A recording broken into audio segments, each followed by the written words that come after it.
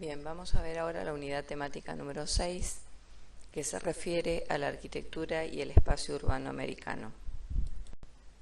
Para ello deberemos entender o tener un panorama de la arquitectura del siglo XV y XVI en España, puesto que son los conquistadores españoles los que llegan al territorio americano. En cuanto a antecedentes, en la península ibérica tenemos una separación por territorio de culturas bien diferenciadas. En principio, hacia el norte, como ustedes han visto también cuando vieron la arquitectura medieval, una fuerte tradición románica y gótica. Luego, hacia el sur, influencias árabes musulmanas, bien especialmente hacia el sur, pero en determinado momento estas influencias han prácticamente ocupado toda la península y sobre finales del siglo XV ya se va amortiguando la influencia de los árabes, la permanencia de los árabes en la península, llegando a la zona sur. Tenemos que entender musulmán como quien acepta la creencia islámica, es decir, la creencia en un solo Dios, y además al profeta Mahoma como mensajero de Dios. Por otra parte, justamente antes de mediar el siglo XV, Alfonso V de Aragón es al mismo tiempo rey de Nápoles. Esto hace que haya un contacto relativamente fluido con el Renacimiento italiano, que ustedes han visto también se desarrolla en la península itálica. Y por supuesto luego las vertientes derivadas de las interpretaciones particulares de cada una de estas variables. Vamos a dar ahora las características de las arquitecturas que han ocupado la península española a principios del siglo XVI. Podemos hablar del plateresco, que lleva ese nombre porque se compara con la menuda y rica decoración de los plateros, o sea, la labor que han hecho los plateros en plata de orfebrería, y que de alguna manera ese tipo de trabajo tan menudo, tan detallado, es llevado a las fachadas de las arquitecturas. Es decir, se traduce la tarea hecha por los plateros en plata a piedra en el caso de la arquitectura. Abarca los dos primeros tercios del siglo XVI, es decir, de 1500 a 1560. En esta arquitectura se funden elementos propios del estilo gótico, el gótico isabelino, que es un estilo que ahora vamos a ver algunos detalles, tiene que ver con el gótico en el momento en que la reina Isabel está en el trono en España, y el mudéjar, que es la arquitectura propia justamente de los musulmanes, que habíamos dicho que en la península han tenido una presencia importante y por mucho tiempo. Y además con algunas primeras innovaciones renacentistas que también habíamos dicho han venido de parte de la península itálica.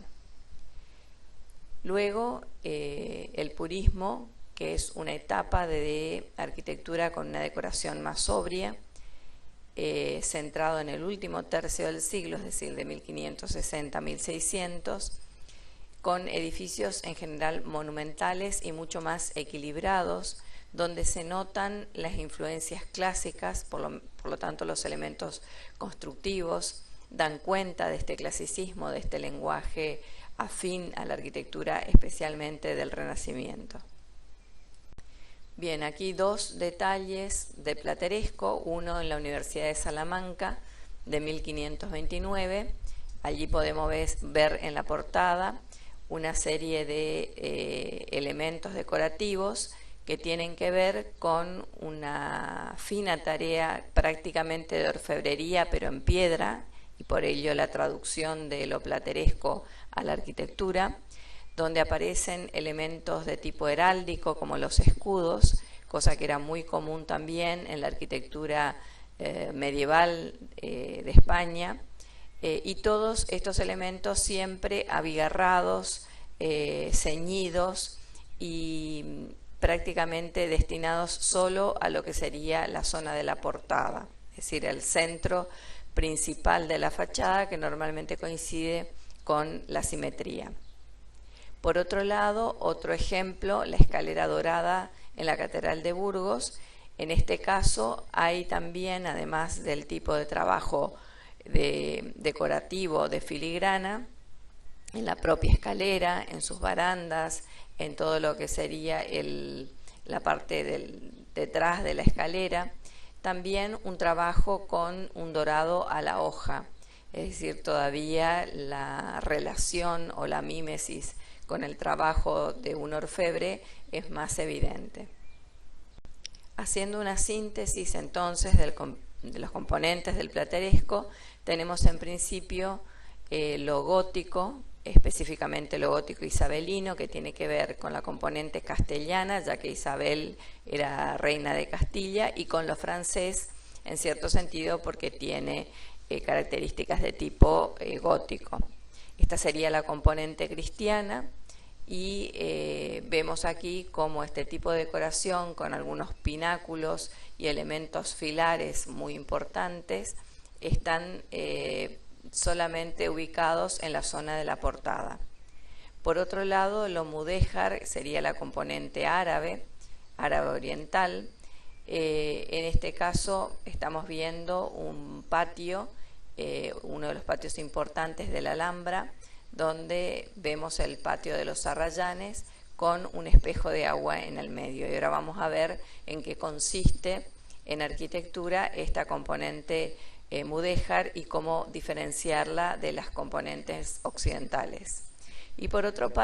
parte también las innovaciones renacentistas, es decir, la componente clásica italiana, y aquí vemos lo que ustedes han visto también dentro del Renacimiento, como ejemplo la portada de la iglesia de San Andrés de Alberti. Bueno, la última etapa del siglo XV, como habíamos dicho, tiene que ver con la arquitectura del purismo o arquitectura purista, que en general también se lo conoce como estilo herreriano, ya que Juan de Herrera fue el arquitecto artífice de este tipo de arquitectura y responsable en gran medida de la introducción de los elementos clásicos a esta arquitectura española, mucho más apegada, digamos, a los valores de tipo románico, gótico, medieval en general, y también a lo mudéjar. Hacia la izquierda tenemos la Universidad de Alcalá de Henares, de 1560, donde podemos ver un patio con un sistema de cortile, de arcadas, de tipo muy clásico, en 3 niveles, con cierta proporción, con el respeto por los órdenes clásicos, es decir, un sistema murario de arcos y por delante un sistema de pilastras con sus bases y sus capiteles. Podemos darnos cuenta que no se trata de una arquitectura estrictamente italiana, porque, por ejemplo, vemos una serie de barandas de madera que se repiten en todos los pisos y que generalmente esto no era común en el caso italiano. Sí, en el caso español, donde este tipo de barandas se usaban especialmente en la arquitectura barroca. Por otra parte, un pretil, una zona de coronamiento, donde vemos un sistema de pretil abierto, es decir, transparente, con algunos elementos constructivos que hacen las veces de esta baranda de piedra al final, que es básicamente ese el pretil, donde aparecen también, coincidentemente con las columnas, una serie de pináculos con un motivo que va a ser muy típico del estilo herreriano, que es el pináculo con bola, que es muy típico del estilo purista. Luego, hacia la derecha, el monasterio de San Lorenzo del Escorial. El Escorial, también un edificio español de Madrid de 1563, también hecho por Juan de Herrera, y que tiene un trabajo en ese patio específicamente puesto o enfocado en la fachada de una iglesia que está dentro del monasterio. En esta fachada podemos ver la alusión a los elementos clásicos como el frontis, el sistema de arcos en un sistema murario, con un sistema de entablamento y de pilastras por delante, y también un sistema de torres que no es tan común en el caso italiano, pero que sí sigue siendo parte de la herencia románica y gótica medieval de España, la aparición de las torres. A esas torres se le agregan elementos que sí son puristas, como los pináculos y las bolas de la zona de la cúpula, en cada una de ellas, y también en la zona de la cúpula principal que vemos en la zona central hacia atrás. Todo esto enmarcado por, digamos, las alas del patio del monasterio, que también dejan ver una influencia clásica con una decoración muy austera, donde apenas se indica un sistema de pilastras y entablamento. Hoy había dicho que íbamos a ver algunos elementos o mecanismos o instrumentos que nos permitieran ver la diferencia de la arquitectura mudéjar oriental respecto de la arquitectura de Occidente. Estos instrumentos historiográficos, para entender esta influencia oriental en la arquitectura española, nos lo da justamente un libro sobre la arquitectura hispano-musulmana, que es el libro de Fernando Chuecagoitia, que justamente se denomina Invariantes castizas de la arquitectura española. Este libro lo pueden encontrar entre los libros digitalizados que nosotros hemos llevado hasta la sede de la facultad, y también lo vamos a subir al aula virtual. El libro de Chuecagoitia habla de funciones espaciales y temporales discontinuas en una serie de variables que son los volúmenes, y en ese sentido habla Chuecagoitia de una fragmentación volumétrica, el espacio, y el autor en este caso alude al espacio estratificado por pantallas o planos, y la decoración, que se habla aquí de la decoración planar y geométrica. Ahora vamos a desarrollar cada uno de estos tres puntos de manera específica. La arquitectura musulmana presenta una volumetría muy evidente, donde vemos que cada uno de los espacios interiores se ve desde afuera como una volumetría única que identifica cada uno de los espacios interiores. Esa volumetría no está sola, es decir, no aparece como un volumen aislado, sino que se relaciona con los volúmenes que componen todo el conjunto de manera máclica. Ese es el término que usa Chuecagoitia. La relación máclica entre volúmenes significa la interpenetración de volúmenes, donde aparece no una yuxtaposición, no están un volumen al lado de otro, sino un volumen encastrado o interpenetrado con otro. Esto lo podemos ver en este edificio que ejemplifica Chuecagoitia en la parte superior izquierda, y también en esta vista de la Alhambra que dibuja Chuecagoitia para explicarnos cómo esta sucesión de volúmenes encastrados forman todo lo que sería la vista de la ciudad de Granada. Otras de las variables de la que habla Chuecagoitia es el espacio estratificado por pantallas o planos, que es uno de los elementos más importantes. Chuecagoitia aquí identifica una diferencia entre lo que sería el espacio occidental, por ejemplo, para hacernos una idea, el espacio que hemos visto en el Renacimiento, caracterizado por el gráfico superior a la izquierda, donde vemos la idea de una perspectiva a un único punto de fuga, y donde todos los elementos fugan de manera rítmica hacia ese punto en el horizonte. Para identificar la diferencia con el espacio árabe, Chuecagoitia hace el esquema de la parte izquierda hacia la parte inferior, donde vemos una sucesión de planos que no se encuentran organizados en función de un punto de fuga, sino que su visión tiene que darse de manera alternada, como ir saltando por estos planos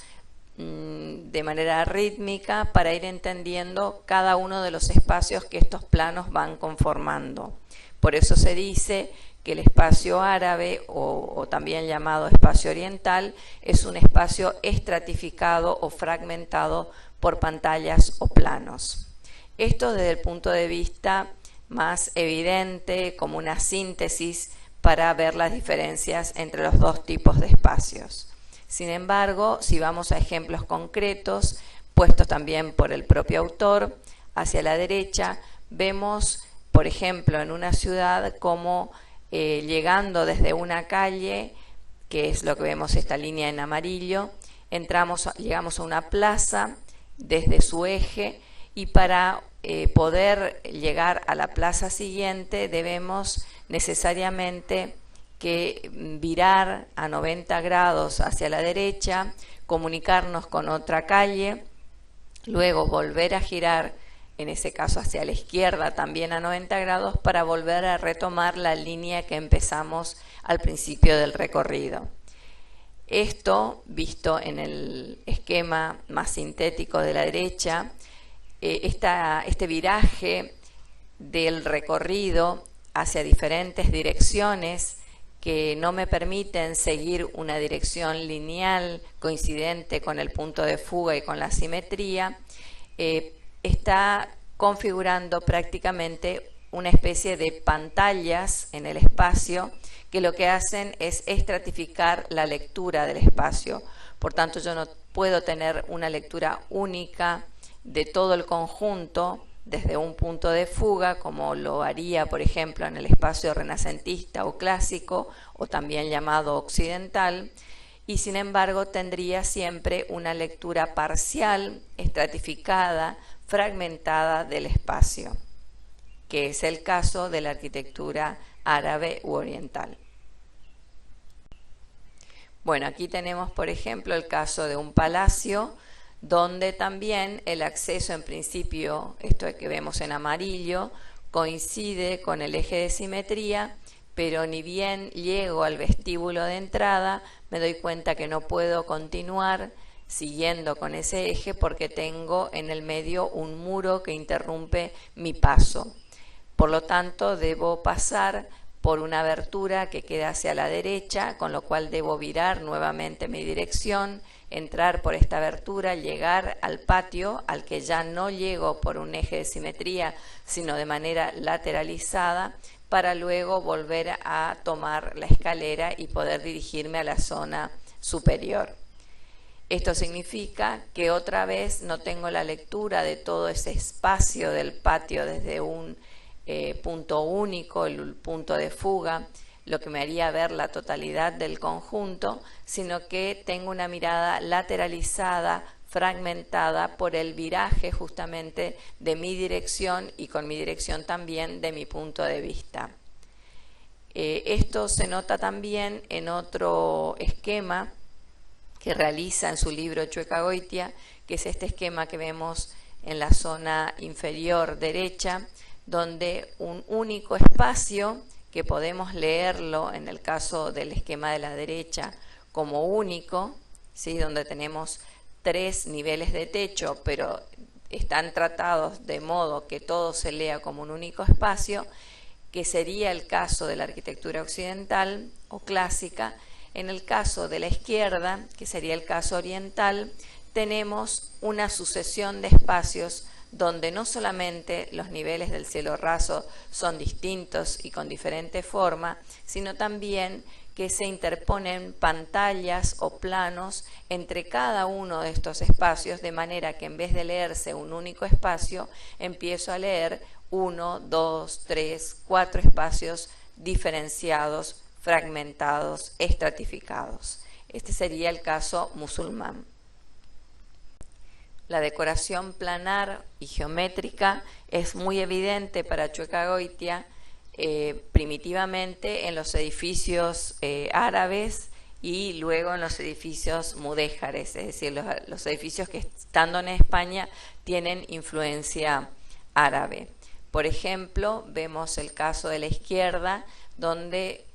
observamos que toda la decoración puede inscribirse perfectamente en módulos cuadrados, pero esta decoración aparte no sobresale del plano de la fachada del edificio, sino que se circunscribe a hacer un trabajo en bajo relieve, es decir, apenas un relieve por encima de la superficie de la fachada. Y además el tipo de decoración es muy abstracta. Lo mismo en el caso de la derecha, donde vemos una fachada mayor y donde los cuerpos que conforman la fachada también pueden circunscribirse perfectamente en formas geométricas simples y cuadradas, interceptadas. Por otra parte, la decoración, ustedes verán, tienen que ver con líneas muy abstractas, muy geométricas, y también, por otra parte, es absolutamente planar, es decir, no se sale del plano de la fachada. Chueca-Goitia dice que esto tiene que ver con las alfombras árabes que tienen este tipo de decoración geométrica y que es el tipo de decoración al que se vuelca en general la estética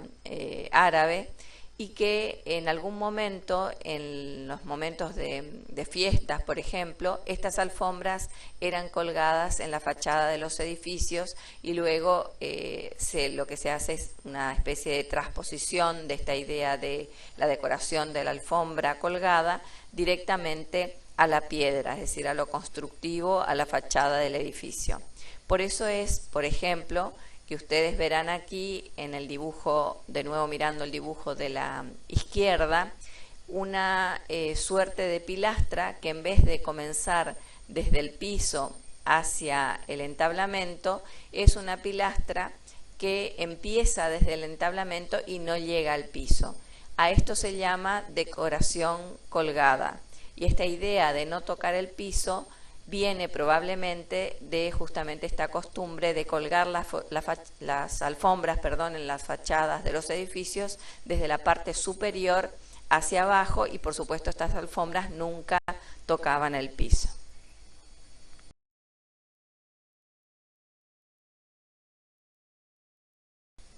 Veremos ahora el proceso de conquista. Para entender la conquista hay que entender primero quiénes eran los que venían desde España a América, cuál era el mundo que estaba viviendo el conquistador. En principio, la decadencia del mundo medieval. Por otro lado,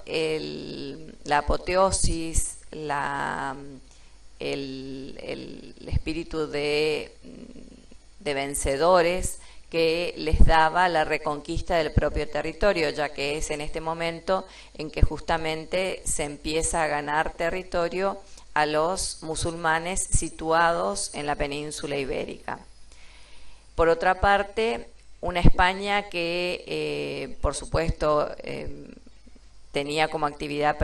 principal el comercio, pero que está sujeta a los intereses de la banca europea, que era básicamente Inglaterra. Por otra parte, en su ánimo existía una suerte de exaltación del entusiasmo por la caballería y por las novelas de caballería, que era un poco lo que se acostumbraba no a leer, pero por lo menos a difundir de manera oral en esta época. Por otra parte, el espíritu humanista que empieza a llegar desde la cuna del Renacimiento, que es Italia, entendiendo así que el hombre es capaz de hacer muchas cosas que hasta ese momento no se había animado. El hombre es el centro del mundo, ya la visión está centrada en él y no en Dios. Por lo tanto, es capaz de proyectar sus visiones, es decir, a todo aquello que el hombre se propone es posible de ser realizado. Entre ellos, en el caso de España, había una ambición de el hidalgo o el tipo de persona media y media baja de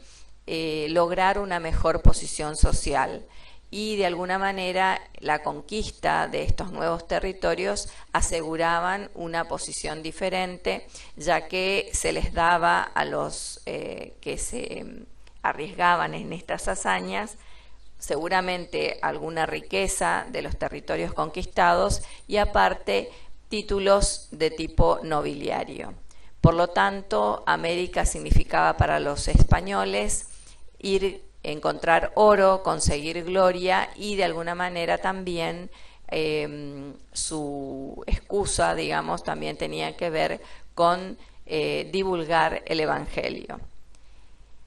Por otra parte, las formas jurídicas aún eran de tipo medieval, es decir, la sociedad era un tipo de sociedad todavía feudal, todavía en España no se podían sustraer, digamos, a las costumbres de tipo feudal que en Italia a estas alturas ya empezaban a ser cosa del pasado. Bueno, para hablar de la conquista del Nuevo Mundo tendríamos que hablar de una primera etapa, que es la etapa insular, es decir, donde se da en el Mar del Caribe, en la zona de las islas de Santo Domingo y de Cuba. Es una etapa en la que los españoles encuentran una cultura de origen nativa muy dócil, con poco desarrollo cultural. Es decir, que es fácil de transculturar, de llevar la cultura española a estos territorios, incluso a la propia arquitectura. En una segunda etapa es una etapa ya de encuentro entre dos culturas fuertes, ya que en esta etapa continental los españoles se encuentran en México con los aztecas y en la actual Perú con el Imperio Inca. Es decir, que aquí tenemos un momento de encuentro entre dos culturas, la española y la arquitectura aborigen, ya de características más consolidadas. Bueno, es importante hacer un paréntesis respecto a lo que se denominó el Tratado de Tordesillas, que fue un tratado que de alguna manera dejó zanjada la jurisdicción de lo que sería para Portugal y lo que sería para España, que eran los dos reinos que de alguna manera se disputaban los territorios que habían sido descubiertos. En principio es un acuerdo entre los reyes de Portugal y de Castilla, por esto que habíamos dicho, en el que se delimitan sus zonas de expansión en el Atlántico, en un meridiano situado a 370 leguas al oeste de las islas del Cabo Verde, que son las que se señalan aquí. A raíz del primer viaje de Colón, el rey de Portugal alega esta delimitación establecida con Castilla en 1479 de la zona de expansión portuguesa por la costa africana hacia el sur. Es decir, Portugal sabemos que en vez de haber hecho lo que había hecho Colón, que era ir hacia el oeste para encontrarse con las Indias, los portugueses lo que hacían era llegar a las Indias a través de la costa africana, es decir, bordeando la costa africana. Y entonces, a raíz de este tipo de incursiones hacia el sur, Portugal lo que hace es discutir, digamos, la delimitación establecida en 1479, porque entendía que eso, como no se sabía muy bien de qué se trataba la geografía, digamos, la geografía hasta ese momento era desconocida, entonces entendía que este tipo de tratado iba a ir en contra de los intereses de Portugal. Por lo tanto, hace este reclamo. Ante el reclamo, en este caso es el Papa quien interviene, es Alejandro VI, y que establece unos años después, en 1493, una nueva delimitación que van a ser a 100 leguas al oeste de las Azores o Cabo Verde. Es decir, un poco más distantes, digamos, que las anteriores respecto de la línea que había sido trazada al principio. Pero esta nueva línea, digamos, prácticamente no se tiene en cuenta, con lo cual se permanece, digamos, en definitiva, la línea que se había optado en un principio. En definitiva, en 1494 se ceden 270 leguas más y es la línea que finalmente vemos más avanzada sobre Brasil en el gráfico, y es por eso que finalmente cuando efectivamente se descubren los territorios que constituyen América, se entiende de que esta línea, que es donde se delimita la circunscripción de Portugal, hace de que este sector de América, que va a coincidir con gran parte de Brasil, va a pertenecer a Portugal. Bueno, esta delimitación del Tratado de Tordesillas es prácticamente anterior y luego coetánea con la época del descubrimiento de América. Pero luego del descubrimiento de América se han sucedido una serie de corrientes colonizadoras que han tenido diferentes lugares a donde se ha llegado para penetrar en el territorio americano y también diferentes fechas. En principio tenemos el viaje de Colón primero, digamos de 1492, que llega a la isla de Santo Domingo y que vimos nosotros como la zona insular o la zona del Caribe. Pero después esta primer corriente inaugura también lo que va a ser la segunda corriente, que ya va a ser la de Mesoamérica, es decir, la incursión directamente sobre el territorio, básicamente sobre México, para 1521. Luego esa corriente va a trasladarse a través de la costa del Pacífico hacia la zona de Lima, es decir, la zona de Perú, que es finalmente la otra conquista importante frente a una cultura prehispánica también fuerte, que son los incas, para 1535. Y esta va a ser una tercera corriente colonizadora muy importante que justamente va a tener influencia sobre la incursión de los españoles también en nuestro territorio de lo que hoy es Argentina, a través del oeste. Y luego la corriente del cono sur, que va a ser la cuarta corriente y que tiene que ver con la incursión desde el Atlántico a través de lo que sería el Río de la Plata, y que justamente a partir de esta corriente colonizadora se va a llegar hasta Asunción, uniendo Buenos Aires con Asunción, y se va a fundar la ciudad de Corrientes. Otra cuestión territorial que también conviene tener en claro, es decir, por un lado tenemos el trazado de Tordesillas, en principio, que establece qué es lo español y qué es lo portugués, ¿sí? Luego tenemos las distintas corrientes que van logrando penetrar el territorio americano desde Mesoamérica hacia el sur. Y luego, a medida que pasa el tiempo y con diferentes fechas, progresivamente se van creando los distintos virreinatos, que es el modo administrativo y burocrático que encontró la corona española de ejercer su poder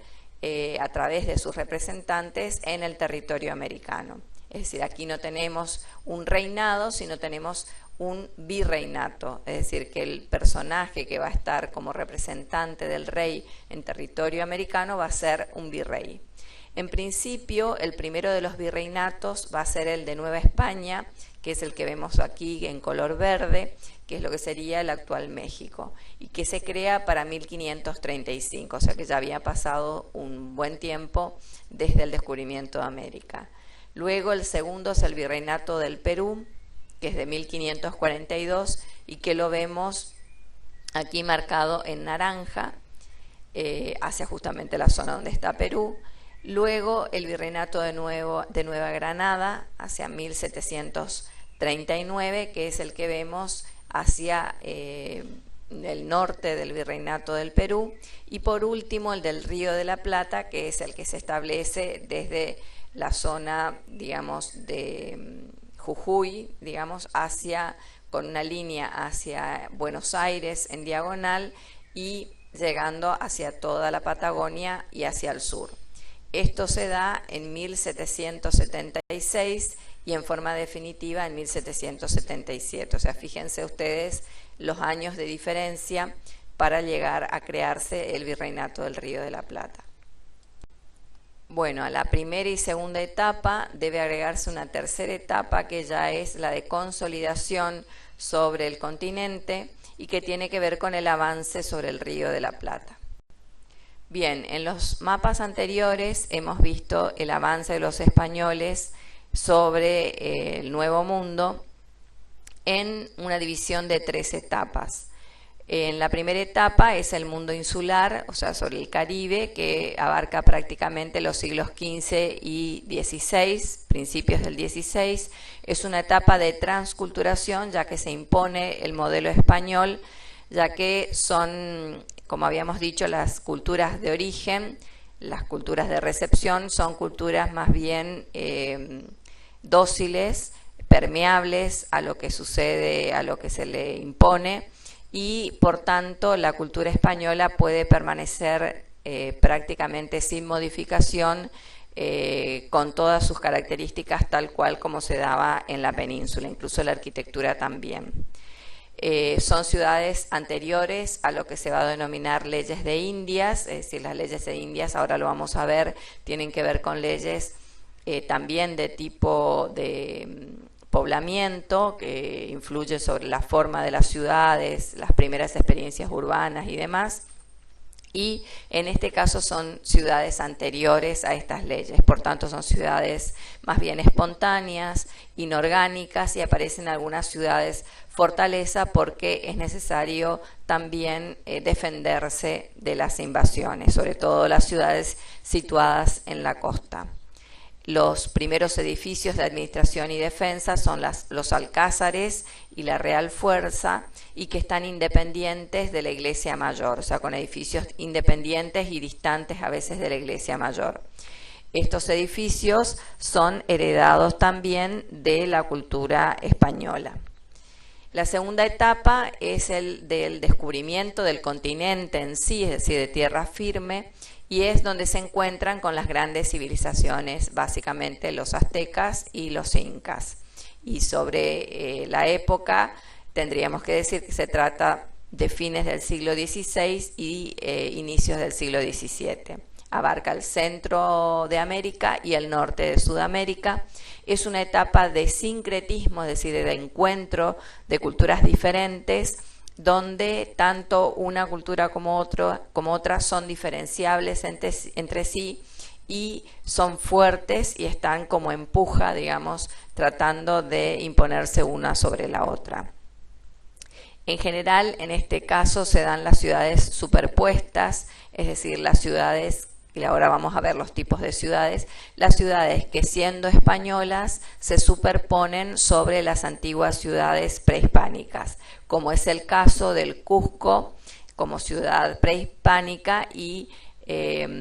es la ciudad nueva española del Cusco que se sobreimpone sobre la antigua capital inca. O el caso de la Ciudad de México sobre la antigua ciudad de Tenochtitlán, ciudad por supuesto azteca.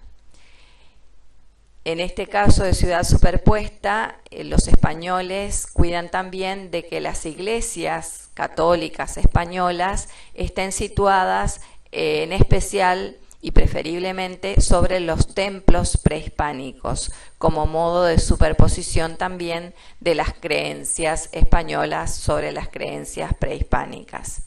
Los edificios administrativos y de gobierno son las primeras experiencias de cabildo, que sería una especie de ayuntamiento, o sea, de forma de ayuntamiento, pero en el caso de instituciones ya en América. Los conventos fortificados aparecen en esta época y los nuevos programas, que son los que vamos a ver también a continuación, son conventos al modo de lo que serían los conventos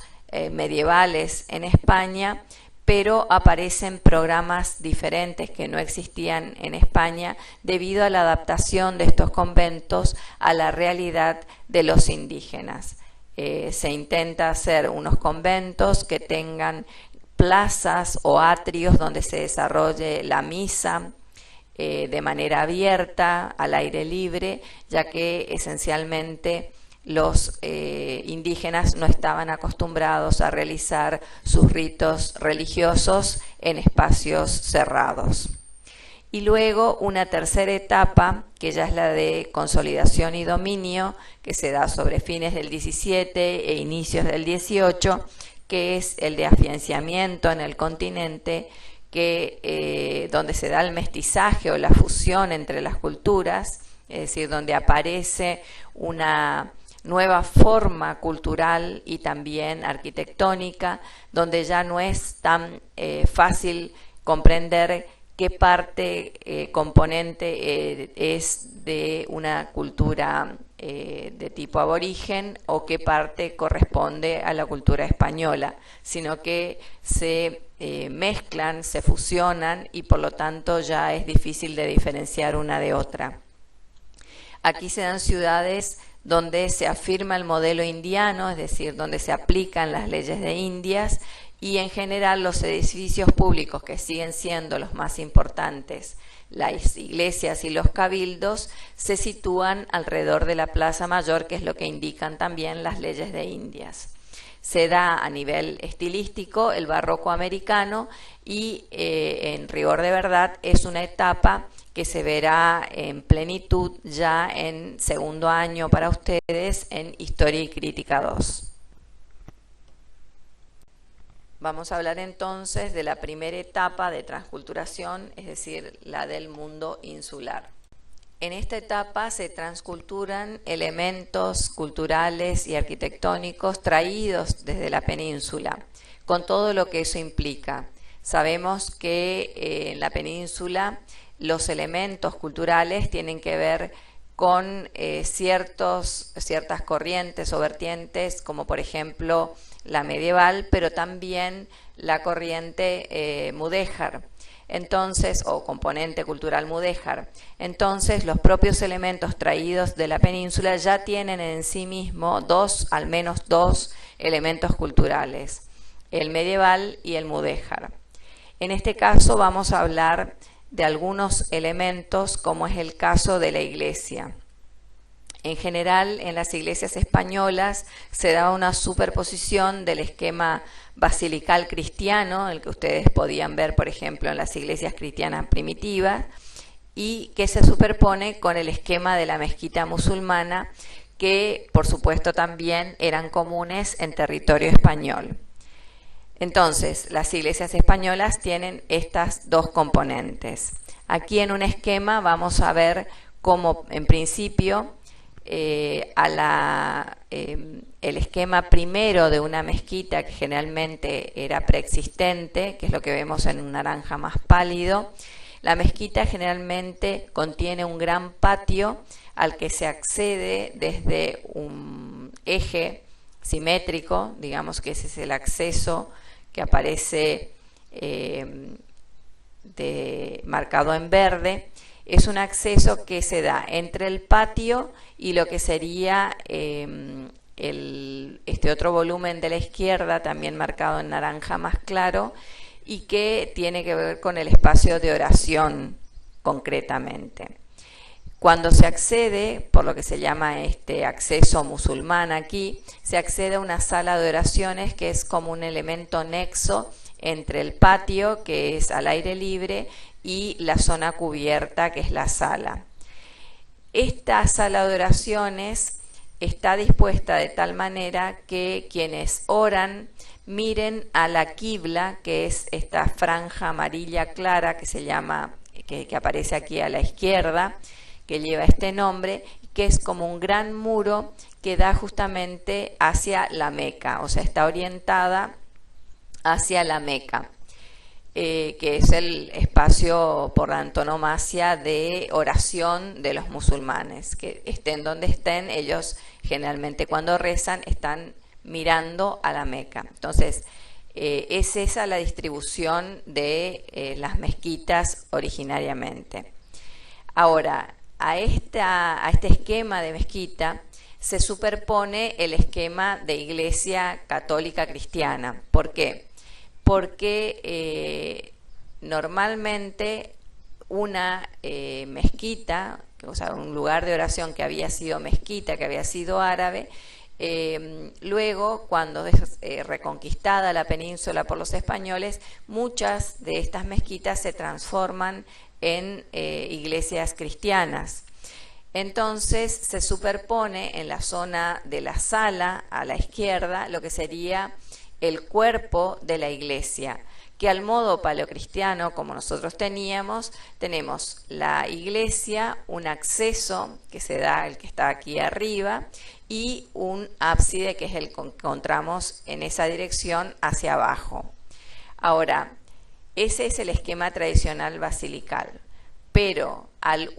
utilizar una estructura que era preexistente, es decir, la estructura de la mezquita, lo que se hace es volver a utilizar los espacios que ya estaban. Entonces, el patio, lo que sería el patio para el caso musulmán, va a transformarse en una plaza seca. Se va a acceder desde la plaza, ya que nosotros estamos en la plaza, y se accede desde un lateral a la iglesia. Por tanto, en vez de accederse, como en el caso cristiano, que nosotros veíamos en el paleocristiano, desde el centro de la iglesia, es decir, este acceso desde arriba, se accede desde un lateral. Por tanto, se lateraliza el ingreso y ese ingreso normalmente da a esta plaza seca. Entonces el ingreso ya queda sin sentido, el ingreso cristiano, digamos, y generalmente se lo cierra, se obtura ese acceso, y entonces la disposición de las iglesias cristianas, devenidas iglesias cristianas, pero que originariamente habían sido estructuras musulmanas, se convierten en iglesias con acceso lateralizado desde una plaza.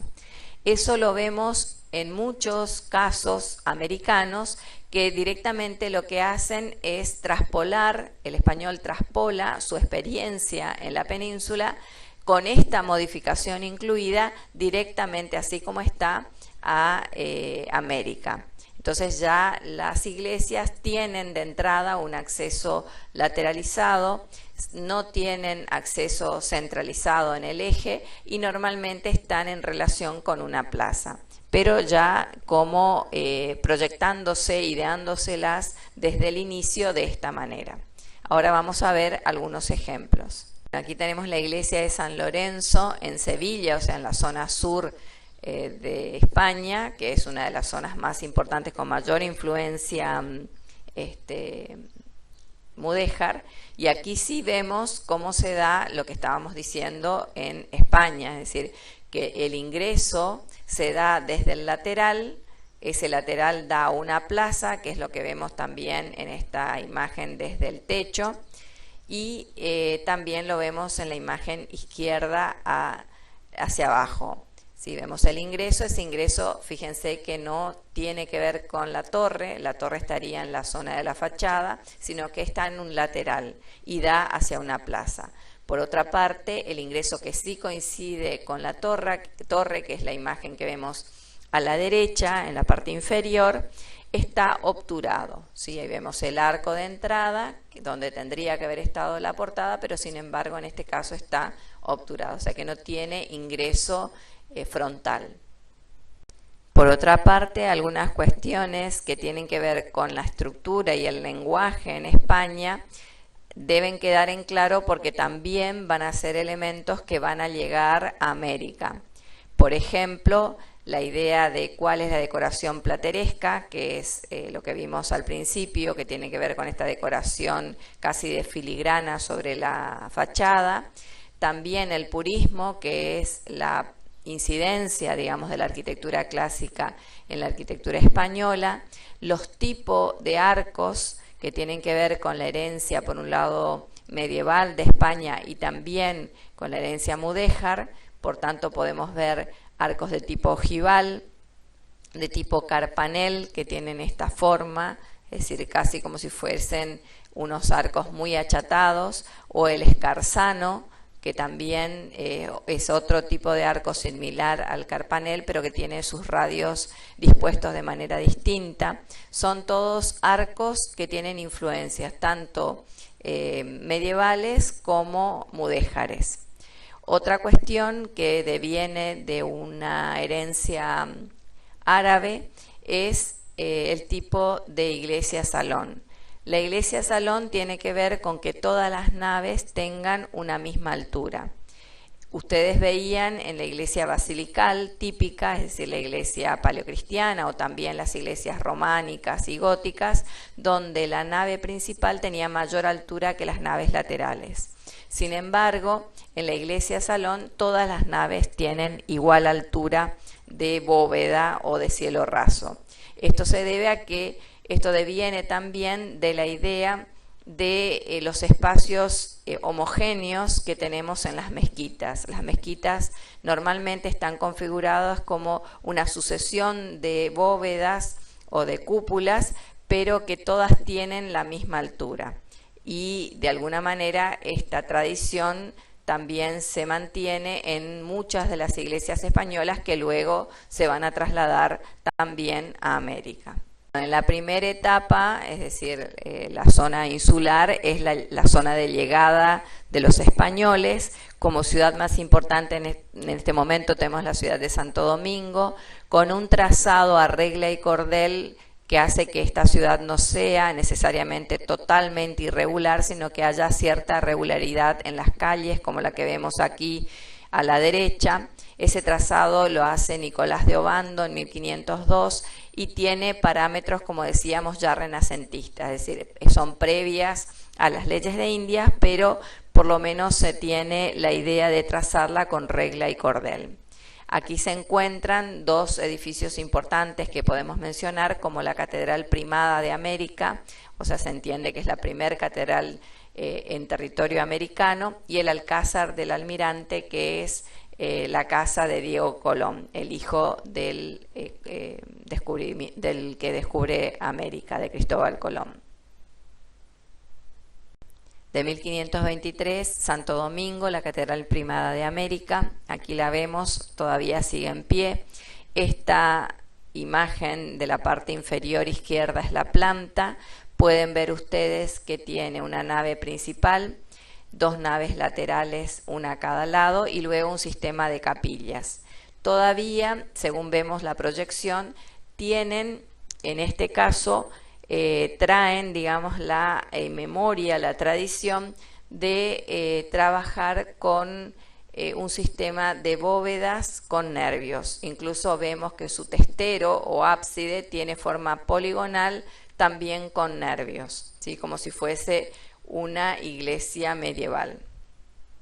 Eso en su interior. Sin embargo, en la fachada podemos ver que hay elementos de tipo plateresco, es decir, con decoración en la parte central de la fachada, también con un parteluz, que es esta pequeña columna que se inserta dividiendo la entrada en dos. Este parteluz tiene que ver, por un lado, con un motivo que ya es propio de la arquitectura medieval, pero que también es retomada incluso por la arquitectura renacentista.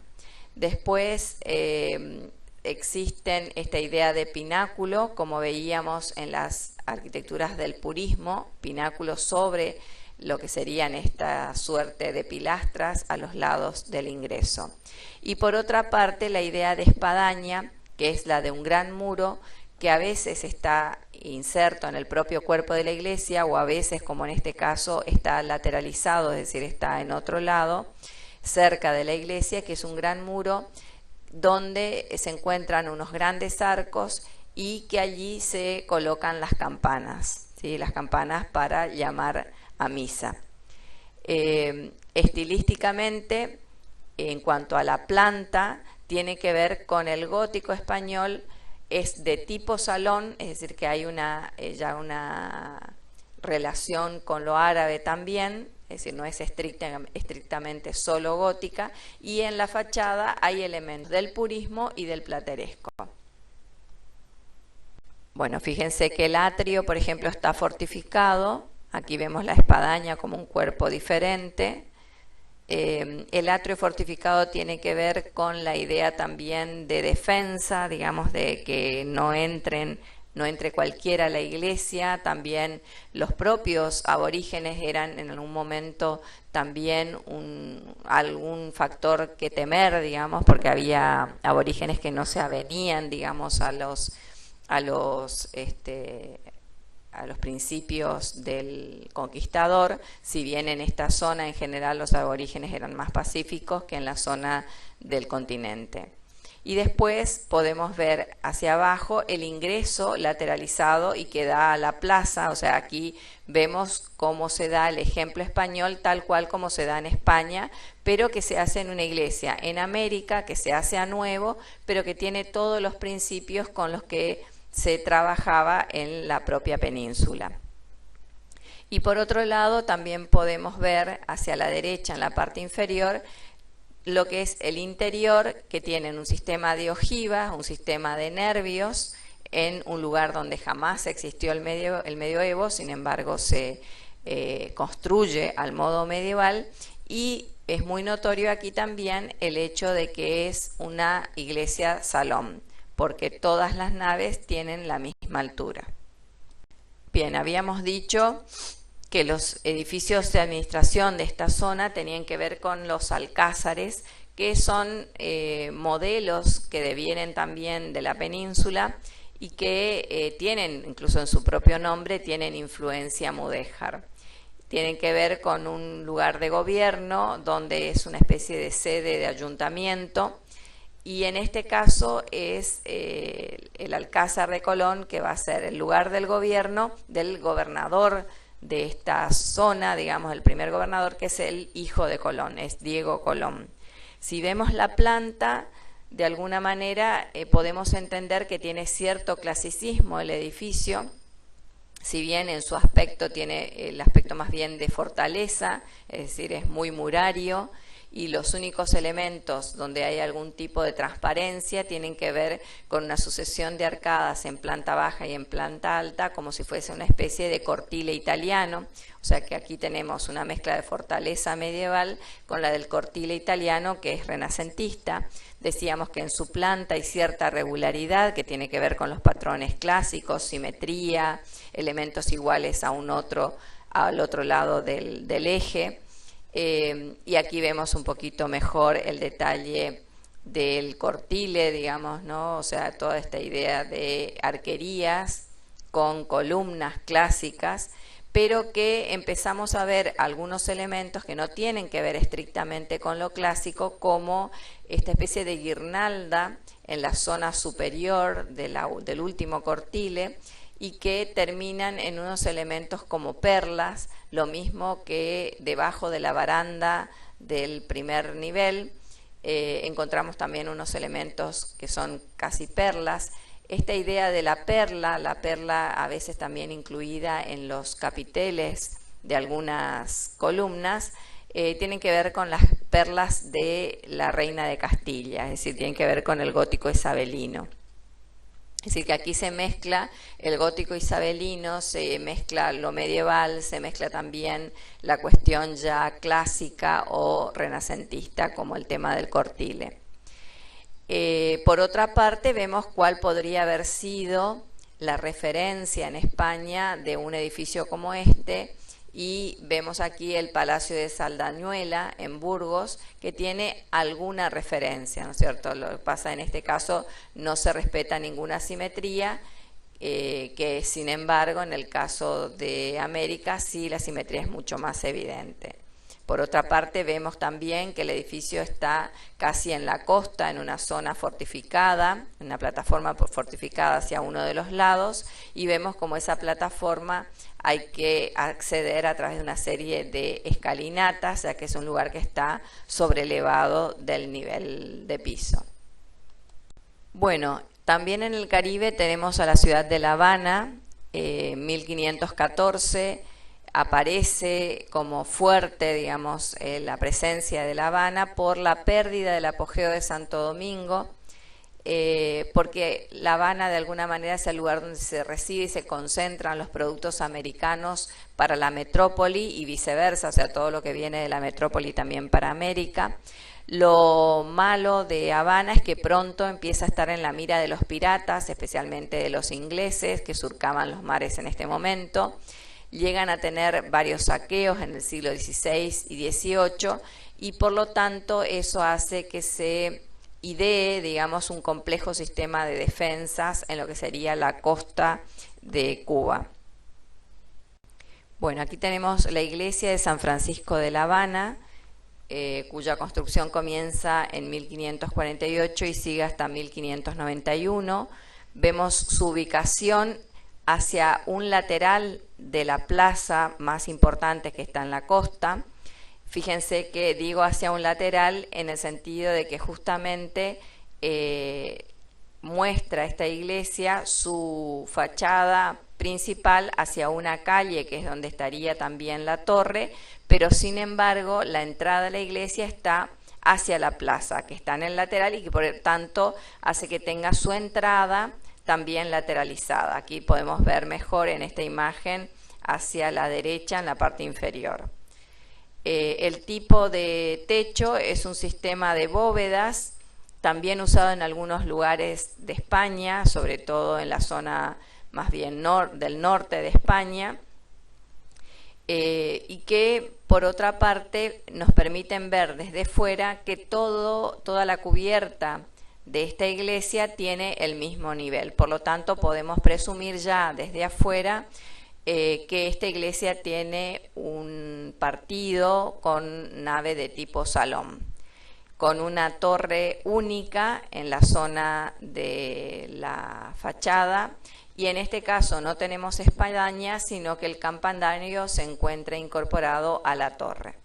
Edificios administrativos y de defensa son, en el caso de La Habana, el Castillo de la Real Fuerza y el Palacio de los Capitanes Generales.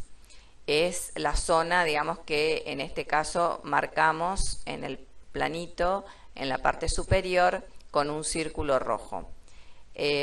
Justamente allí aparece como en forma casi de estrella, como ustedes vieron también, que tenía que ver con el ideario, digamos, de la ciudad ideal renacentista, esta idea de fortaleza con puntas, ¿no es cierto?, como bastiones avanzando a modo de ofensiva y de defensiva, y permanece todavía con esta forma. Es un edificio que aún está en pie, lo vemos aquí en la zona inferior izquierda, y ese sería el Castillo de la Real Fuerza. Y después, enfrente nada más, plaza de por medio, encontramos el Palacio de los Capitanes Generales, donde se empieza a repetir el sistema de recoba, ¿sí?, que pueden ver ustedes aquí en 3 cuerpos sucesivos, ¿no es cierto?, y donde se repite el sistema un poco parecido a lo que veíamos en el caso del Alcázar de Colón, donde hay una idea de simetría, de lenguaje clásico con arquerías y 3 niveles, y en la zona superior de los niveles un pretil con los elementos típicos del purismo español, que sería el pináculo y bola. Bueno, veremos ahora la segunda etapa, que ya es el descubrimiento del continente, es decir, ya salimos de la zona insular y el encuentro con las grandes civilizaciones. Bueno, en este caso volvemos a mostrarles el mapa de los virreinatos, incluso como en principio el virreinato del Perú configuraba todo el territorio de lo que sería luego el virreinato de Nueva Granada y del Río de la Plata, y que después empieza a dividirse, ¿sí? Por otra parte, algo que queríamos dejar en claro es que en 1519 Carlos V establece el Consejo de Indias, o sea que a nivel burocrático administrativo el Consejo se establece en esta época, y que de alguna manera a partir de este Consejo de Indias en 1560 se organizan los cabildos, que van a ser los elementos de gobierno en América. En cuanto a las características de esta segunda etapa, en el continente ya no son culturas con economía de subsistencia, las preexistentes, sino que son culturas altamente organizadas con conjuntos arquitectónicos de gran envergadura. Para este caso podemos acordarnos de lo que sería el Imperio Azteca o el Imperio Inca. Por ejemplo, tenemos el encuentro entonces de Hernán Cortés con Tenochtitlán, digamos, con todo lo que significa, digamos, la resistencia azteca en el Valle de Otumba y la conquista finalmente por los españoles de Tenochtitlán, fundando la Ciudad de México. Luego, en el caso del Perú, la conquista de Cusco por Pizarro en 1532,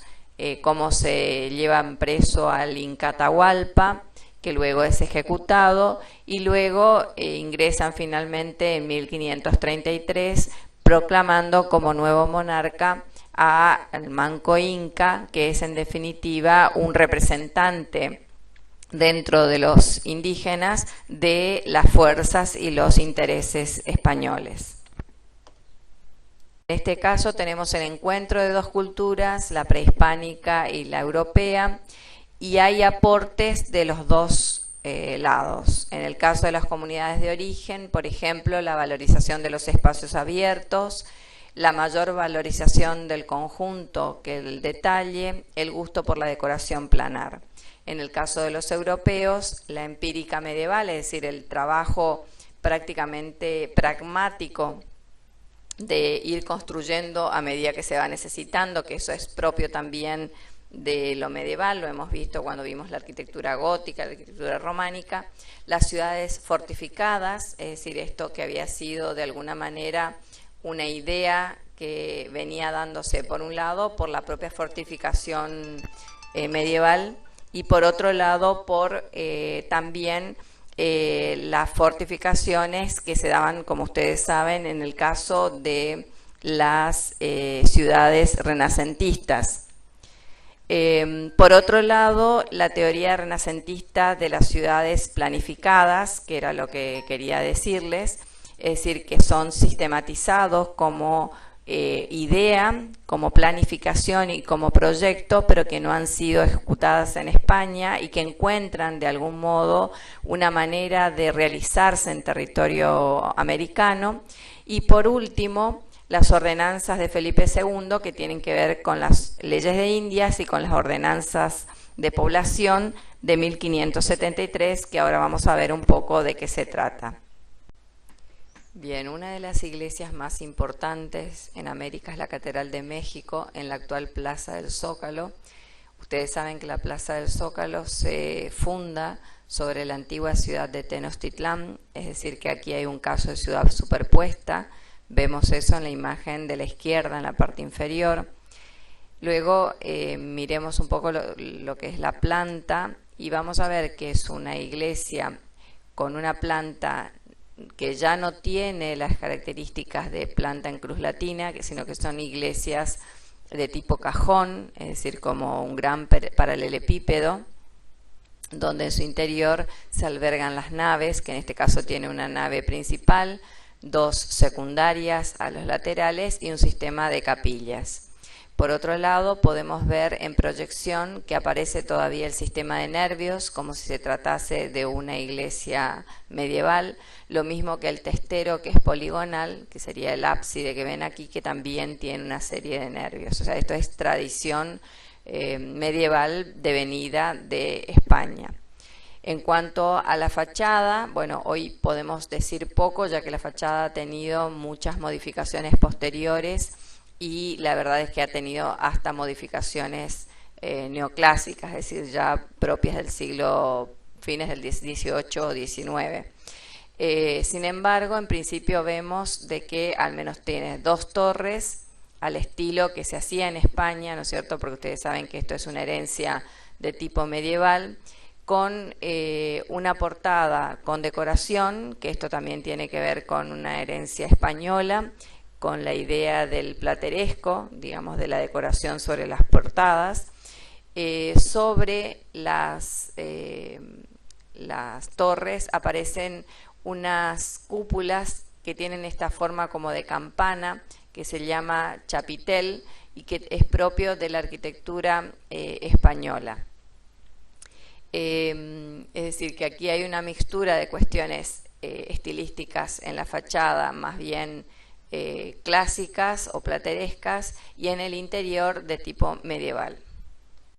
Bien, acá para que vean el tema de la escala, lo que decíamos, esta escala, que es igual a la escala de la zona donde estaba el templo mayor de Tenochtitlán, y la plaza, que es lo que sería la antigua ciudad de Tenochtitlán, evidentemente nos habla de una escala que no tiene relación con las escalas propias de Europa y mucho menos de España, sino que tienen que ver con las escalas que se manejan en las culturas prehispánicas de nuestro territorio. En el interior vemos de que se trata de una nave de tipo salón, ya que tanto la nave principal como las naves laterales tienen la misma altura. Y en este sentido estamos hablando de una arquitectura que deviene así de España, pero que tiene influencias de tipo mudéjar, ¿no es cierto? Esta idea de la misma altura para todas las naves es una herencia mudéjar. Otro caso paradigmático es el del Cusco, es decir, la ubicación de la ciudad española del Cusco sobre la antigua Cusco indígena. Aquí a la derecha, en la parte superior, podemos ver lo que sería el plano del Cusco de los Incas, y luego vemos hacia la izquierda dos planos con vistas de lo que sería ya la Cusco española, y la superposición de distintos equipamientos como las plazas de armas, la iglesia catedral y la iglesia de la compañía, que son los elementos más importantes de esta zona del Cusco colonial. Las iglesias más importantes que están sobre la misma plaza, la Catedral del Cusco, que es del siglo XVI, en la actual Plaza de Armas del Cusco, fue aquel lugar del solar original de la catedral, fue el Sunturhuasi, es decir, el palacio del Inca Huiracocha. Y la iglesia de la compañía, que es de la Compañía de Jesús, que es posterior, es de 1576, está en Anarucancha, es el palacio del Huayna Cápac, es decir, es el antiguo palacio del Huayna Cápac. En la Plaza de Armas también, en otra zona de la Plaza de Armas, en el centro de la ciudad, las dos iglesias están prácticamente de manera aledaña, compartiendo sitio con la Plaza de Armas. Bien, como habíamos dicho, los nuevos programas arquitectónicos tienen que ver con el momento de encuentro de dos culturas, de la cultura española y la cultura indígena, y de cómo los españoles idean ciertos artilugios, ciertos recursos que tienen que ver con lo arquitectónico para intentar influir sobre los indígenas y lograr de que se los pueda evangelizar. Aparecen entonces un conjunto conocido como Convento Fortaleza, que tiene que ver en cuanto a sus influencias con el antiguo convento medieval que poseían los españoles en su tierra, pero que en este caso se arma, digamos, de una serie de equipamientos que son nuevos en el sentido de que no existían en España con esas mismas características, sino que esas características devienen justamente de una adaptación al modo de ser indígena. Ahora vamos a ir viendo cuáles son esos equipamientos. En principio, como dijimos entonces, el convento fortificado son conjuntos amurallados y almenados como si fuesen ciudadelas medievales, que generalmente tenían que ver con las antiguas iglesias españolas, y los antiguos conventos españoles eran conjuntos que existían y se conocían en España. A veces las iglesias se construían sobre las bases de los templos nativos, es decir, que se reemplazaba la noción de lugar sagrado, como hemos visto en los casos de Cusco y el caso de México, en el típico caso de ciudad superpuesta.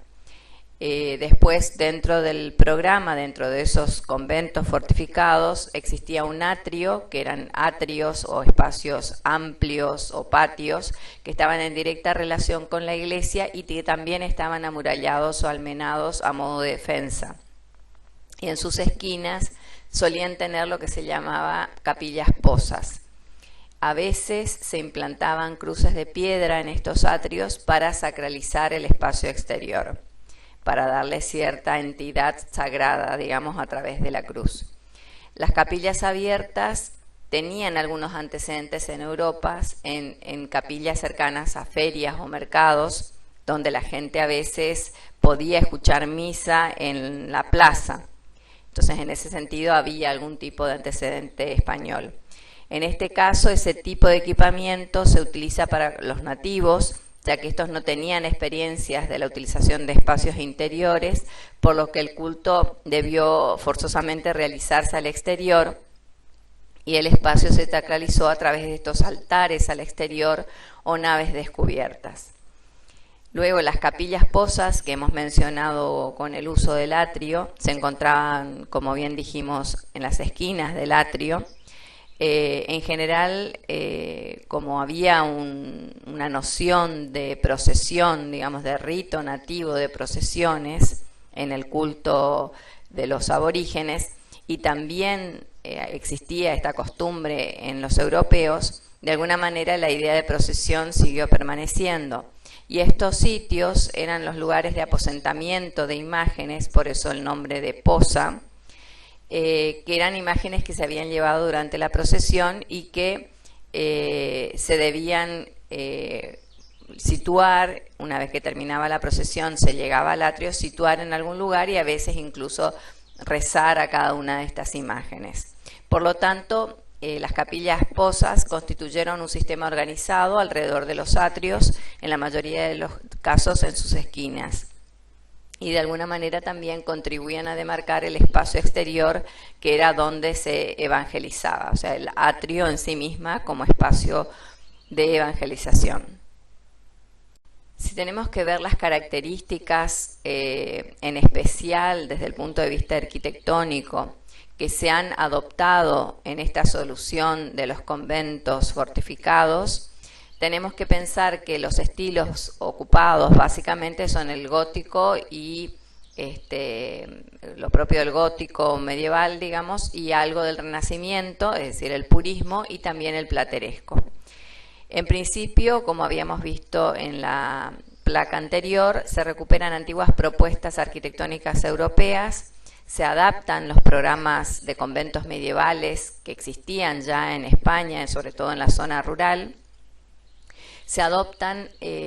antiguas experiencias tecnológicas nativas, es decir, se incorporan como novedad, digamos, para los españoles, ciertas tecnologías que eran propias de los indígenas, ya que los recursos, sobre todo materiales, tenían que ver con los disponibles en el territorio local. Se adaptan a las costumbres y a las percepciones espaciales nativas, es decir, esto de vivir el espacio exterior, digamos, y no tanto el interior. Por otro lado, existía lo que se llamaba un maestro español, que era un maestro idóneo, que más o menos conocía el modo de construir, digamos, y los usos y costumbres en cuanto a construcción y arquitectura en la metrópoli, y que mantenía cierto contacto con ella como para ayornarse, digamos, a los nuevos tiempos.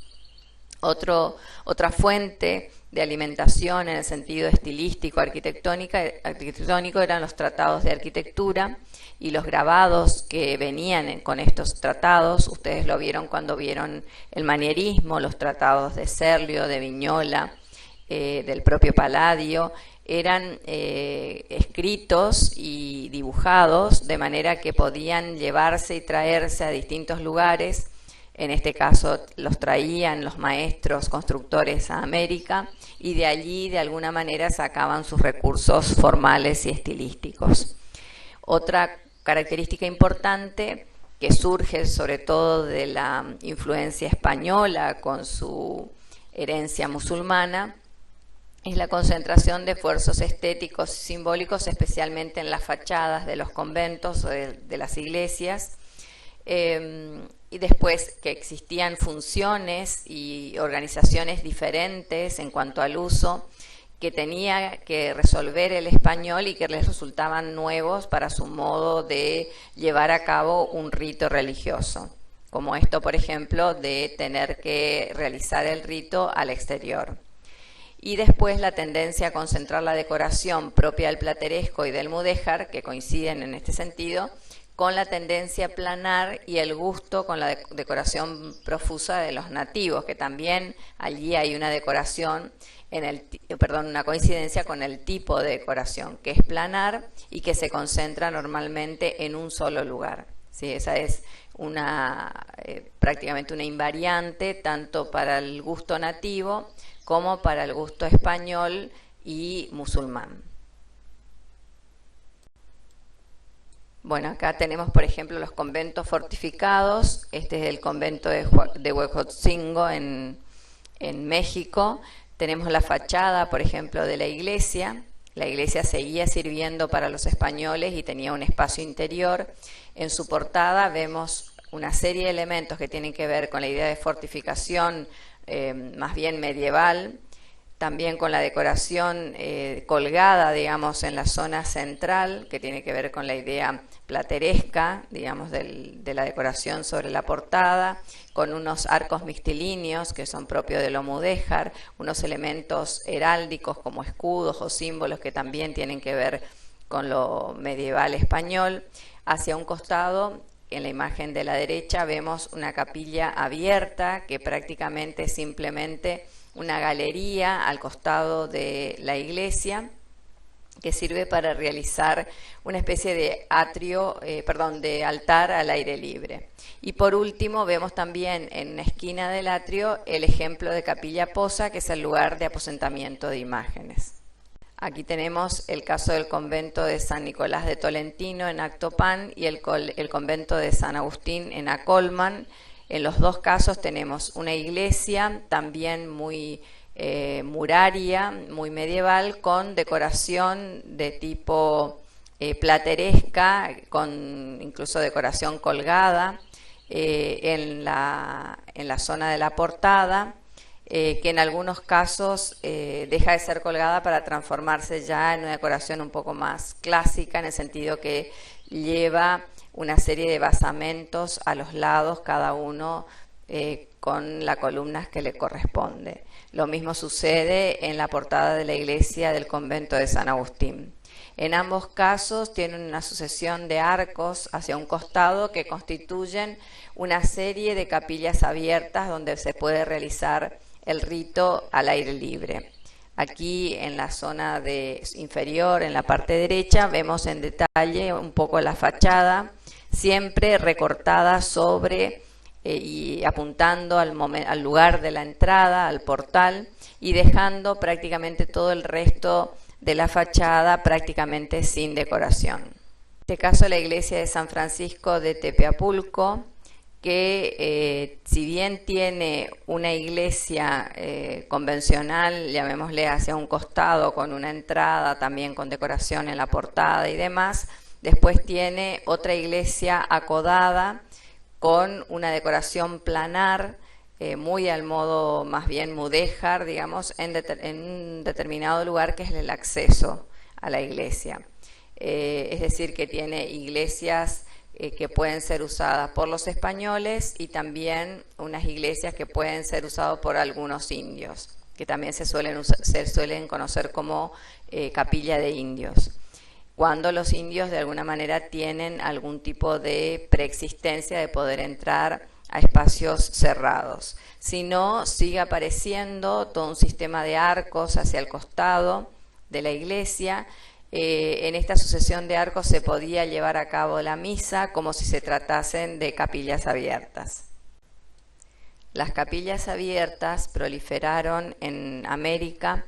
de diferentes modos, con diferentes tipologías. En este caso tenemos la capilla del ex convento de San Nicolás de Tolentino en Actopan, que se trata de una gran bóveda de cañón corrido situada al lado de lo que sería la iglesia concretamente dicha. Y en el caso en la zona inferior de la placa vemos la capilla y el templo del ex convento de San Pedro y San Pablo en Tepozcolula, donde vemos la particularidad de una capilla abierta que tiene muros radiales. Esto significaba de que en este sistema de capillas se podían dar varios ritos o varias misas simultáneamente, ya que se localizaban radialmente alrededor de este sistema. Hay un caso de capilla abierta, que es la capilla que en rigor está cubierta, pero cuyo espacio es suficientemente amplio como para albergar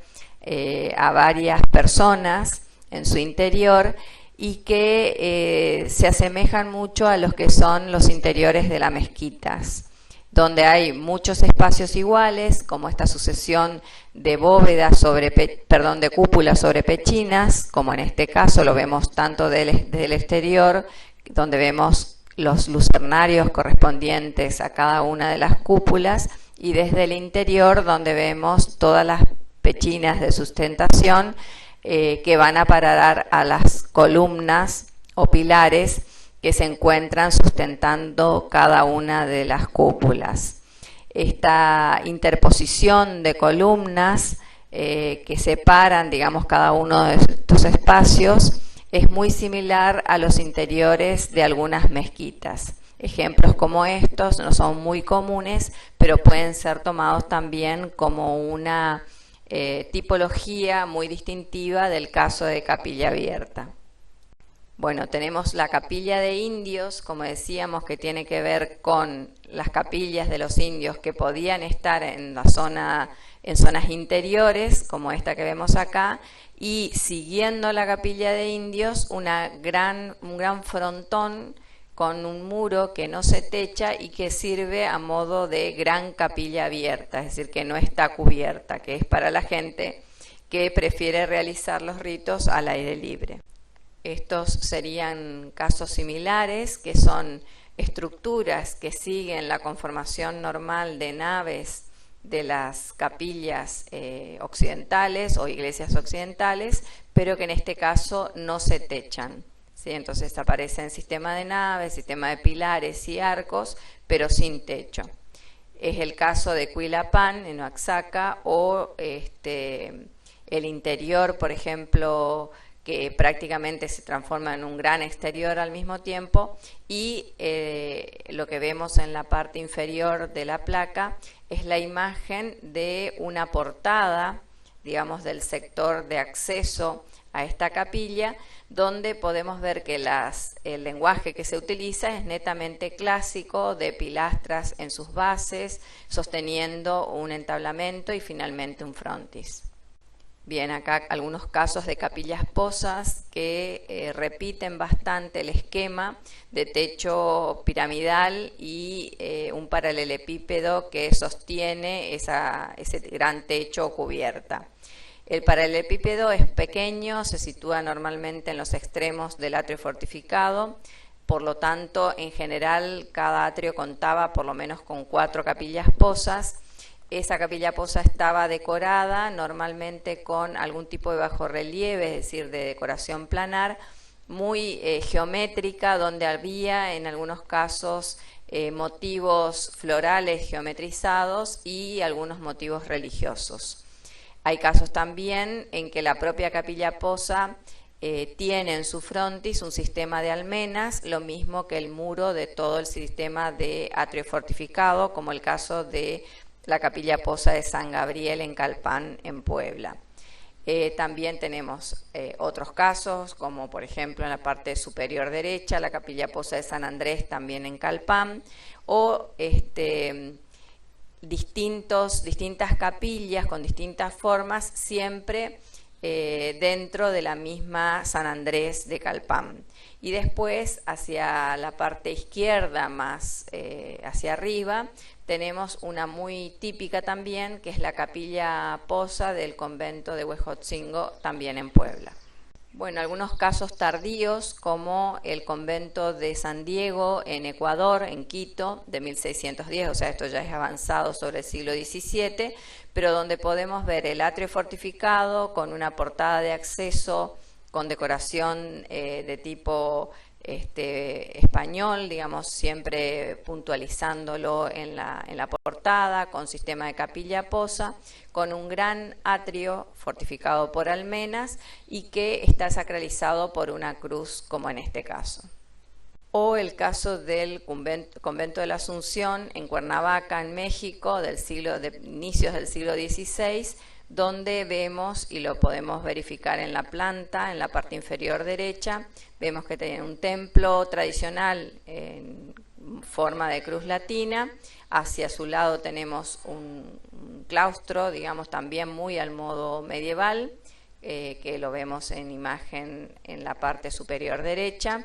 Y el ingreso al gran patio, que sería el gran atrio, ¿no es cierto?, que lateralizado encontramos el ingreso a la iglesia. Y lo novedoso es que al lado del ingreso a la iglesia tenemos un sistema de capilla abierta, también con este sistema de paredes radiales para realizar distintas celebraciones simultáneas. Bien, esto fue en cuanto a los programas arquitectónicos novedosos o distintos que surgen justamente por el encuentro de la cultura española con la cultura indígena y la intención de la cultura española de imponerse, digamos, en sus ritos y en sus costumbres, especialmente religiosas, respecto de los aborígenes. Ahora, en cuanto al tipo de ciudades que encontramos a lo largo de todo el sistema colonial, tenemos, por un lado, podemos distinguirlas, digamos, según el trazado, en ciudades espontáneas, que pueden ser irregulares o semi-irregulares, es decir, que son previas a las leyes de Indias, que son no planificadas y que se fueron realizando un poco por prueba y error a medida que se iba avanzando con la colonización y se iba necesitando establecer poblados. Luego las ciudades planificadas, que devienen de las leyes de Indias, que son las que van a establecer, digamos, en sus ordenanzas de población, cómo deben ser cada una de las ciudades, qué forma deben tener, cómo deben fundarse, qué cuidado se debe tener para su fundación. Y que están establecidas en lo que se llamó leyes de Indias, que aparte eran una serie de leyes que tenían que ver con cuestiones sociales, de resguardo de los indígenas y demás. Siguiendo con el tipo de ciudades, según su ubicación, es decir, de dónde se coloquen, pueden ser ciudades superpuestas, como las que vimos, es decir, ciudades nuevas españolas que se superponen sobre antiguas ciudades prehispánicas, ciudades interiores o mediterráneas, es decir, que están en medio del territorio, o ciudades-puertos que están sobre ríos o sobre el mar. Según su función, pueden ser ciudades mineras, como puede ser Potosí, digamos que es el lugar donde los españoles se han dado cuenta que lo más importante era la extracción de minerales, especialmente plata, por ejemplo, en el caso de Potosí. Y las ciudades fuertes o fortificadas, que coincidentemente también normalmente son ciudades-puertos, ya que las ciudades que deben ser defendidas a través de una fortificación normalmente son las que pueden ser también más atacadas, y es el caso de las ciudades que están sobre el mar o sobre los ríos. Y según su población pueden ser ciudades o pueblos de indios, que son cuando prácticamente la población que se afinca en esa ciudad son básicamente aborígenes. Un caso, digamos, casi muy particular y también ya muy tardío para lo que estamos estudiando nosotros, porque avanza sobre fines del siglo XVII y siglo XVIII, es el caso de las misiones jesuíticas. Bueno, como hablamos de leyes de Indias, hay que entender qué significan las leyes de Indias. En realidad, las leyes de Indias son una recopilación de distintas normas legales que están vigentes en los reinos de las Indias y que fueron realizadas durante el reinado de Carlos II. Se promulgaron para 1680 y en general su texto resume principios políticos que ocupará gran parte de Latinoamérica y Europa, y que, digamos, es el sentir un poco desde lo político y desde lo social en cuanto a la relación de España en América. Era la unión de leyes previas, que básicamente eran las leyes de Burgos, las leyes nuevas y las ordenanzas de Alfaro. Constituyen 9 leyes en total, de las cuales la Ley 4 es sobre descubrimiento y conquista territorial y establece las normas de población, el reparto de tierras, cómo va a ser la obra pública o las obras públicas en América y la minería. De aquí surge, digamos, cuáles son básicamente las normas que deben tener las ciudades de fundación nueva en el territorio de las Indias. Bien, esto es sintéticamente de qué trataban las leyes de población. Tenían que ver con el emplazamiento, es decir, el lugar donde se va a hacer la población y qué características deben tener esos lugares para poder emplazar las nuevas ciudades. Cómo debería ser la traza. En general se establece que van a ser a cordel y regla, es decir, que ya no hay ciudades, a partir de estas ordenanzas ya no va a haber ciudades irregulares, sino que todas las ciudades van a tener cierta regularidad. Para entendernos, como sucede, por ejemplo, con la ciudad de Corrientes y su primitiva traza colonial, ¿no es cierto?, que es en Damero, que tiene que existir una plaza mayor o espacio de una manzana. En realidad se pensaba que deberían ser 4 manzanas vacías, de las cuales de cada centro, digamos, de las 4 manzanas hacia los 4 lados deberían salir 4 calles principales. Lo cierto es que en la mayoría de los casos las ciudades coloniales van a contar con una plaza mayor, sí, pero que no va a tener 4 manzanas, sino que básicamente va a ser una manzana que se destina a plaza, o sea, donde no se van a localizar edificios. Las calles, como decíamos, van a salir de las 4 zonas medias de la plaza y van a constituir las 4 calles principales con las cuales se va a estructurar el damero de la ciudad. Y los edificios públicos básicamente van a ser las casas reales, el cabildo, que es una suerte de ayuntamiento, la aduana y la iglesia matriz. Es decir, las casas reales tienen que ver con las casas de las personas más importantes, que en general estaban asociados a la representación del rey en América. Todos estos edificios deberían estar rodeando a la plaza principal o plaza mayor. Habíamos dicho que como edificios de administración y gobierno, las primeras experiencias son los cabildos. En general, para entendernos de dónde viene la palabra cabildo, viene del latín capitulum, que era como la iglesia romana llamaba las reuniones donde se juntaban sus dirigentes a discutir asuntos religiosos. El capitulum viene de capítulo, que es esta asamblea, ¿no es cierto?, que decíamos, de religiosos, y también viene de la palabra capo, que significa jefe o que significa cabeza, ¿sí? O sea, el principio de algo, el principal, lo más importante. En el sentido que en el cabildo, de alguna manera, se reunían, digamos, las funciones de poder de las ciudades nuevas, de nueva fundación, las ciudades coloniales, ¿sí? Es decir, de representación del poder de la monarquía española en América. Bueno, en este cuadro se sintetiza burocráticamente cómo se establecían, digamos, el escalafón de poder, digamos, entre lo que sería el rey como máxima autoridad y qué pasaba en España y qué pasaba en América. En España existía, a partir del rey, un Consejo de Indias, que era un organismo que asesoraba al rey en términos legislativos y que supervisaba las autoridades americanas. La Casa de Contratación era básicamente la que se ocupaba de la parte comercial y organizaba el comercio de España con América. Por otra parte, en América estaban los virreinatos, que estaba a cargo de un virrey. Hoy vimos la creación de cada uno de los virreinatos. Cada virrey era el representante del rey en América y nombraba a los gobernantes que estaban bajo su mando. Por otro lado, estaban las capitanías generales de la gobernación, que eran funcionarios que tenían funciones ejecutivas, administrativas y judiciales, y que estaban a cargo de las gobernaciones, que por supuesto respondían a los virreinatos.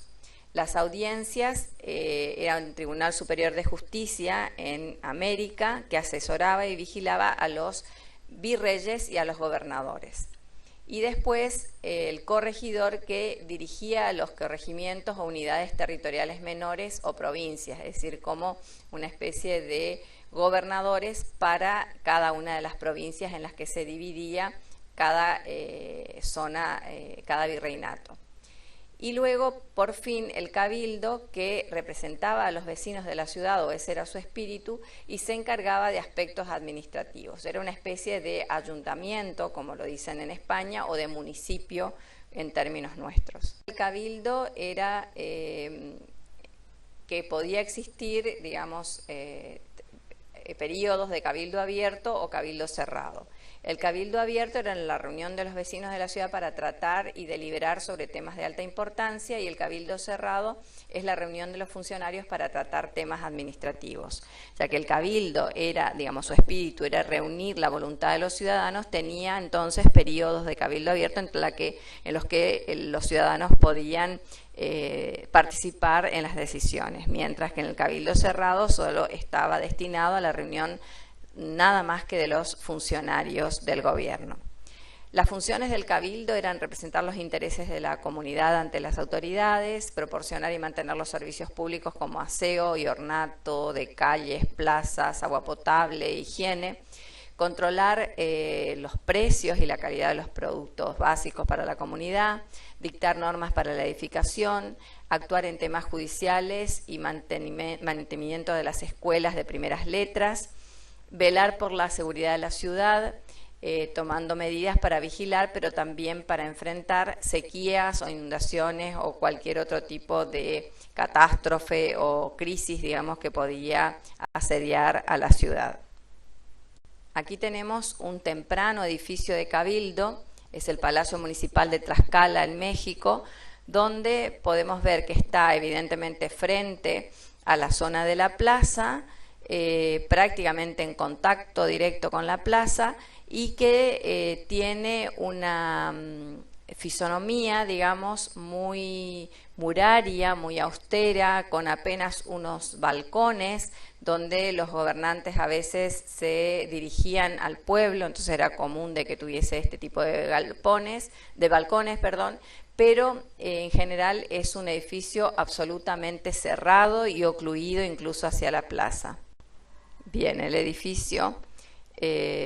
un edificio de cabildo con una decoración un poco más importante, con una serie de aberturas que dan a la plaza. Acá podemos ver el edificio del cabildo sobre la zona de la plaza, que incluso todavía guarda, digamos, en este caso parte, en el dibujo incluso está señalado, parte de lo que serían edificios prehispánicos en dos de los lados de la plaza. Bien, durante la etapa que llamamos de consolidación y dominio, y específicamente miramos un poco hacia el Río de la Plata para ver nuestro territorio,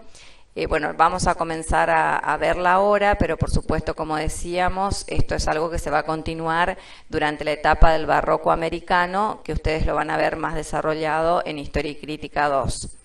En esta tercera etapa vamos a ver lo que tienen que ver con las fundaciones de las ciudades, específicamente lo que es en el territorio actual de la Argentina. En lo que hoy es Argentina, las corrientes de fundación de ciudades de alguna manera tienen que ver también con las líneas de conquista, y tenemos una corriente que viene del este a partir de Asunción, ¿sí? Pero que esta corriente del este en realidad comienza desde el Río de la Plata, subiendo por, digamos, paralelamente al río Paraná, fundando Corrientes y Asunción. Y luego a partir de allí se funda Santa Fe. O sea que tenemos como ciudades importantes aquí Buenos Aires, Santa Fe, Corrientes y Asunción. Después tenemos la corriente del norte, que deviene en realidad de la corriente del oeste, la de Perú, y que viene desde el norte del país y funda primero, antes que nada, la ciudad de Santiago del Estero. Haciendo centro en Santiago del Estero se empiezan a fundar las ciudades de San Miguel de Tucumán, de Salta, de Jujuy, de Catamarca, de La Rioja y de Córdoba. O sea, también llega a la zona mediterránea del país. Y esta misma corriente del oeste tiene, digamos, una vertiente que viene a través de Perú y de Chile hacia Mendoza y se funda desde Mendoza, San Juan y San Luis, ¿sí? Hablando tanto de los cabildos, como era el tema que empezábamos a ver hoy, como un modo, digamos, de gobernar y de poner orden, digamos, a modo burocrático y administrativo en las Indias, también podemos hablar de los primeros cabildos ya en el territorio de la actual Argentina. Por ejemplo, el caso del Cabildo de Santa Fe la Vieja, del año 1573, es decir, que comienza con finales del siglo XVI, y que es similar al que por estos años también se construyó en Buenos Aires. Y vemos aquí que es simplemente una hilera, digamos, de habitaciones muy escueta, con una abertura hacia la plaza, y que en definitiva tiene las funciones más importantes de reunión de la asamblea y a veces ejerce las funciones también de cárcel. Luego vamos a ver cómo se desarrolla la tipología y finalmente lo que podemos entender como una tipología completa de cabildo.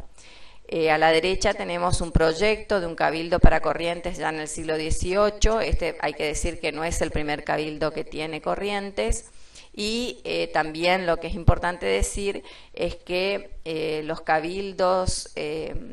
digamos, como institución colonial, se van sucediendo durante todo el siglo XVI, el siglo XVIII e incluso parte del siglo XIX, aún habiéndose declarado la independencia de muchos países americanos. Se sigue, digamos, utilizando el cabildo como institución y como construcción edilicia también. Bueno, en este caso vemos dos casos de cabildo. Uno es el de Buenos Aires, que es del siglo XVIII, 1725, y otro el de Chile, de Concepción, que es un proyecto también del siglo XVIII. En los dos casos, si bien son diferentes, el de Chile es mucho más austero, más sencillo,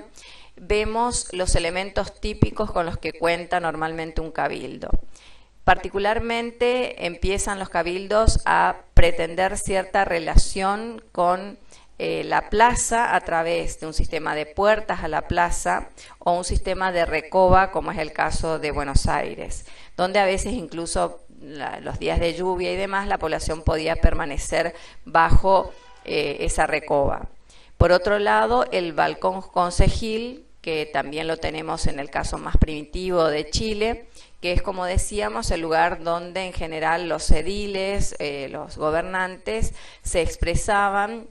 hacia el pueblo que se reunía en la plaza. Luego un patio, que muchas veces a ese patio daban los lugares que tenían que ver con la cárcel, digamos, o el lugar donde se custodiaban a los prisioneros, y después, en el caso más moderno, digamos, como este del siglo XVIII de Buenos Aires, una torre campanario con reloj. Digamos que el reloj empieza a ser un instrumento que ya se empieza a colocar especialmente en los edificios públicos, porque el tiempo empieza a ser importante, empieza a ser el tiempo medido, digamos, y de alguna manera el reloj del cabildo marcaba el tiempo de la ciudad.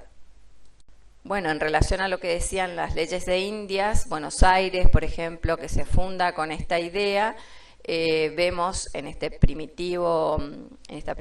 planta de Buenos Aires, vemos la idea de plaza, ¿no es cierto?, en el centro, y la idea de cabildo enfrente a la plaza por un lado, que es el cabildo que aún hoy lo conocemos, modificado en parte, pero en definitiva es ese cabildo, y después la idea de catedral, que la catedral también ha sido modificada su fachada, pero es siempre el mismo edificio colonial, el de la catedral actual, digamos, menos la portada.